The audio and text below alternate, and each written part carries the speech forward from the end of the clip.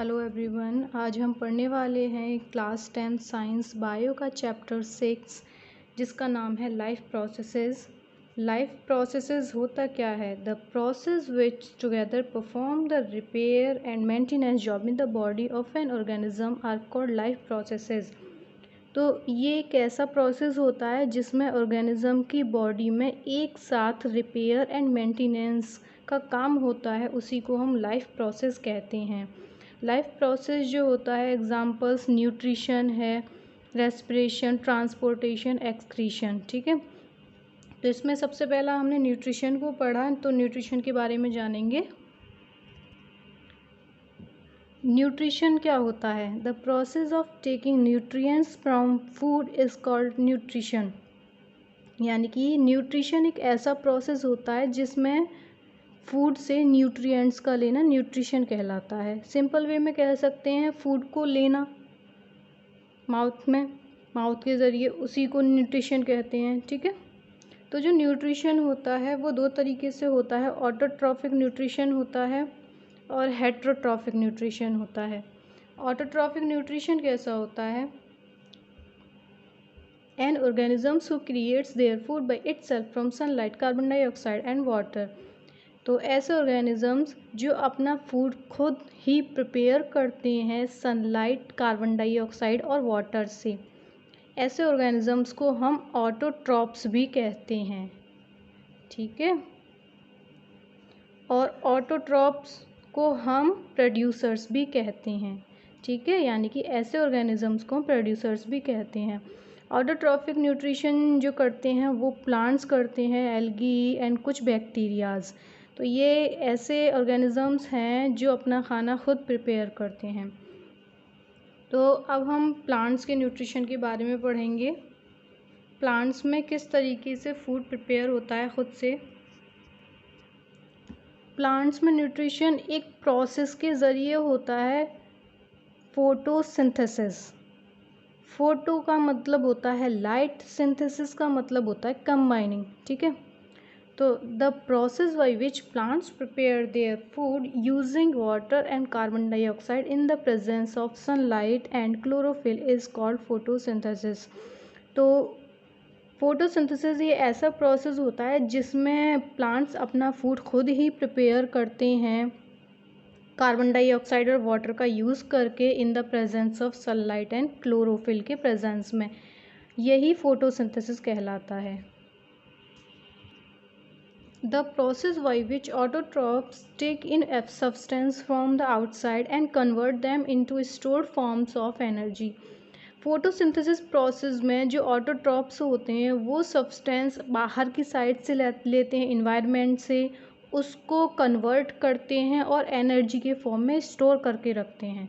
ठीक है, materials take in the form of CO2 and water which is converted into carbohydrate in the presence of sunlight and chlorophyll। यानी कि जो autotrophs ने जिन materials को लिया था इन्वायरमेंट से वो कार्बन डाइऑक्साइड और वाटर थे।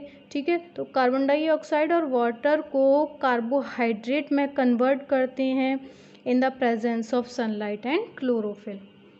Carbohydrates are utilised for providing energy to the plant.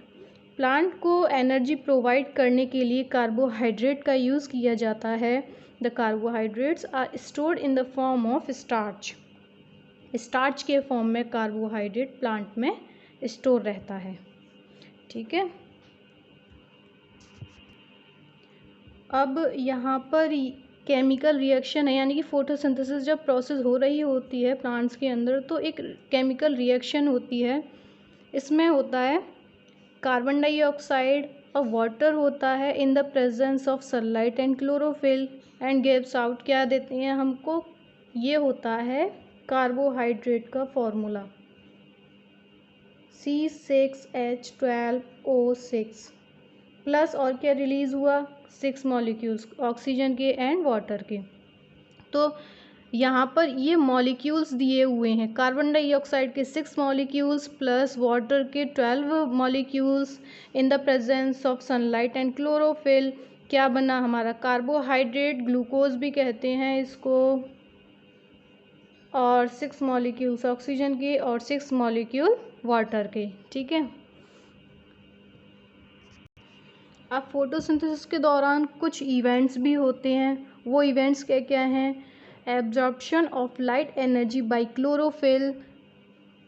जैसा कि सबको पता है कि लीफ के अंदर क्लोरोफिल प्रेजेंट होता है, जिसकी वजह से लीफ का कलर ग्रीन रहता है। यही क्लोरोफिल क्या काम करता है? जो लाइट एनर्जी होती है उसको एब्जॉर्ब करती है।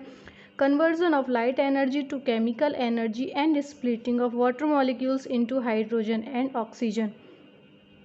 तो जो लाइट एनर्जी लेते हैं प्लांट्स, उस लाइट एनर्जी का केमिकल एनर्जी में कन्वर्जन किया जाता है, और जो वाटर मॉलिक्यूल्स होते हैं उसको हाइड्रोजन और ऑक्सीजन में स्प्लिट किया जाता है। ठीक है। जैसे हमारे वाटर मॉलिक्यूल्स हैं, वाटर है, इसको हाइड्रोजन और ऑक्सीजन में स्प्लिट किया जाता है। Reduction of CO2 to carbohydrates. तो कार्बन डाइऑक्साइड का जो रिडक्शन होता है वो कार्बोहाइड्रेट में होता है। ठीक। अब कुछ सब्सटेंस थे जिनसे फूड प्रिपेयर होता है प्लांट्स के अंदर, जो बाहर की साइड से लिए जाते हैं। कुछ सब्सटेंस प्लांट्स में ही होते हैं। तो सबसे पहला है वाटर, ये सॉइल से मिलता है। कार्बन डाइऑक्साइड ये एयर से मिलता है। सनलाइट ये एनर्जी के लिए होती है। क्लोरोफिल सनलाइट को कैप्चर करती हैं। ओके। अब यहाँ पर एडेप्टेशंस ऑफ लीफ दिया हुआ है, लीफ का एडेप्टेशन। अब जब लीफ में फूड तैयार होता है तो सिंपल सी बात है, जाहिर सी बात है, ये जो बाहर की साइड से इन्वायरमेंट से सब्सटेंस को लेती है वो किस तरीके से लेती है। ठीक है। तो यहाँ पर सबसे पहला दिया हुआ है लीफ का क्रॉस सेक्शन डायग्राम दिया हुआ है। पहले तो इस डायग्राम को समझिए। अगर हम क्रॉस सेक्शन करके लीफ का देखें तो ये माइक्रोस्कोप के अंदर देखा गया है। ठीक। सबसे ऊपरी लेयर होती है क्यूटिकल, उसके नीचे वाली होती है अपर एपिडर्मिस। ये बॉक्सेस हैं जिसके अंदर पैचेस दिखाई दे रहे हैं, ये क्लोरोप्लास्ट होता है। और ये स्पेसेस दिखाई गए हैं, ये एयर स्पेसेस होती हैं, यहाँ पर एयर आती है। ये गार्ड सेल्स हैं। ठीक है। और ये होता है हमारा स्टोमेटा। ओके। ये था लीफ का डायग्राम। और अब अडेप्टेशन कैसे होगा लीफ में सब्सटेंस का? तो जैसे कार्बन डाइऑक्साइड लेती है लीफ, लीफ के ज़रिए ही तो कार्बन डाइऑक्साइड ली जाती है। तो ये जो स्टोमेटा है इसके ज़रिए कार्बन डाइऑक्साइड लीफ के अंदर जाती है एयर स्पेसेस में। यहीं से ये जो एयर स्पेसेस हैं इन्हीं के ज़रिए क्या होता है, पूरी लीफ में फैला दिया जाता है। ठीक है। तो एंटर कहाँ से हुआ? स्टोमेटा से। अब स्टोमेटा क्या होता है, स्टोमेटा को समझते हैं। Stomata are tiny pores present on the surface of the leaves, यानी कि लीफ के सरफेस पर पोर्स प्रेजेंट होते हैं, वो भी टाइनी टाइनी, यानी कि बहुत ही छोटे छोटे पोर्स प्रेजेंट होते हैं, जिनको हम क्या कहते हैं? स्टोमेटा कहते हैं। और ये जो स्टोमेटा होता है वो दिखने में इस तरीके का होता है, दिख रहा होगा आपको। ठीक है। Tiny opening surrounded by the bean shaped guard cells. Tiny opening जो होती हैं, बहुत छोटी छोटी जो ओपनिंग होती हैं वो सराउंड रहती हैं बीन शेप्ड से, यानी कि गार्ड सेल से। इनकी जो शेप होती है गार्ड सेल्स की वो बीन शेप बोली जाएगी। ठीक है। अब opening and closing of stomata की बात करें तो स्टोमेटा ओपन और स्टोमेटा क्लोज, तो यहाँ पर डायग्राम से सब समझ में आ रहा है। जब स्टोमेटा ओपन होता है तो इसका मतलब क्या होता है? गार्ड सेल्स फुली हुई हैं। ठीक है, स्वेलन है। स्टोमेटा क्लोज है, गार्ड सेल्स तो कैसी होंगी? श्रिंकेज होंगी, सिकुड़ी हुई होंगी। ठीक है, बंद होंगी। तो इसका मतलब है स्टोमेटा खुला हुआ है और इसका मतलब है स्टोमेटा बंद है। तो इसमें अगर मटेरियल्स की बात करें स्टोमेटा के अंदर तो सबसे पहला होता है वाटर, न्यूक्लियस होता है, कंपोनेंट्स क्लोरोप्लास्ट होता है, वैक्यूल होता है, ये स्टोमा होता है। ठीक।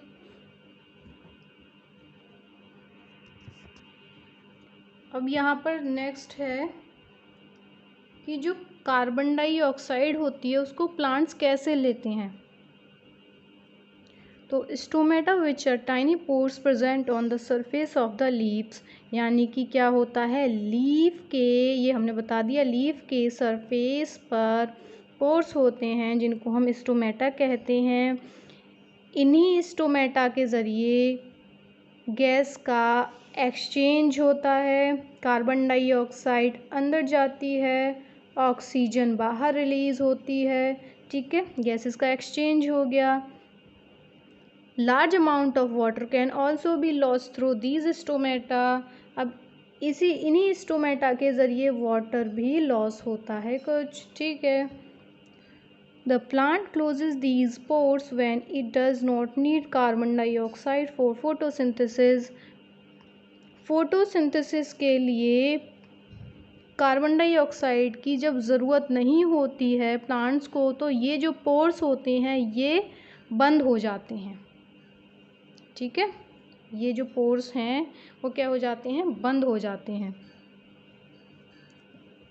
The opening and closing of the pore is a function of guard cells, यानी कि पोर्स के ओपनिंग एंड क्लोजिंग का जो फंक्शंस करती हैं वो करती हैं गार्ड सेल्स। इन्हीं गार्ड सेल्स के ज़रिए स्टोमेटा ओपन होते हैं और इन्हीं गार्ड सेल्स के ज़रिए स्टोमेटा क्लोज होता है। ठीक, the guard cells swells when water flows into them causing the stomatal pore to open।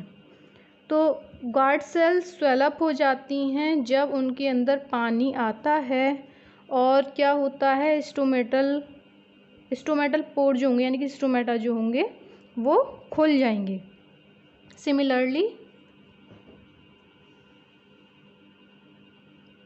Similarly, the pore loses water if the guard cells shrink। Similarly ये जो पोर्स होते हैं जब इनसे वाटर लॉस होगा, बाहर निकलेगा, तो जो गार्ड सेल्स होंगी वो श्रिंक हो जाएंगी यानी कि सिकुड़ जाएंगी। ठीक है, तो आज की वीडियो में सिर्फ इतना ही। अब मिलेंगे अगली वीडियो में हेट्रोट्रॉफिक न्यूट्रिशन के साथ में। Okay, like, share and subscribe to my channel and thanks for watching.